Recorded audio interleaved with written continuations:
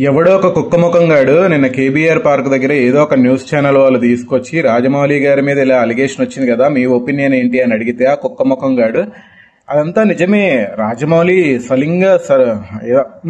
రాజమౌళి తేడా సలింగ సంపర్కుడు, ఆ, అతని ఫ్రెండ్ తోనే కలిసి వాళ్ళిద్దరూ చేసుకునే వాళ్ళు, రాజమౌళి గారి గే, అందుకే రాజమౌళికి పిల్లలు లేరు.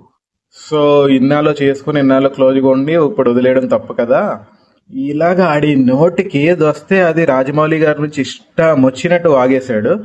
సో ఆ యాంకర్ అడిగాడు కూడా, మీరు చాలా పెద్ద అలిగేషన్స్ చేస్తున్నారు, మీకు ప్రాబ్లమ్స్ కూడా వస్తాయంటే వస్తే రానియండి, ఏం కాదు అంటున్నా. నా కొడుకు ఎక్కడ ఉన్నా గలే, మీకు కనబడితే నాకు అడ్రస్ అయినా ఉండే, లేదంటే మీరైనా పగలదప్పండి. ఇండియా గర్వించదగ్గ డైరెక్టర్ అయ్యి ఒక మన తెలుగు సినిమాని ఒక రేంజ్ లో పెడితే ఈ అమ్మాయి మనుషులు మారరు. ఏడుపు, ఒకడు ఎదిగితే చూడలేరు ఏడుపు. ఆ ఏడుపు వల్లే మనం పైకి ఎదగము, పక్కోడిని ఎదగనేమో, అట్లా తయారవుతున్నారు అందరూ.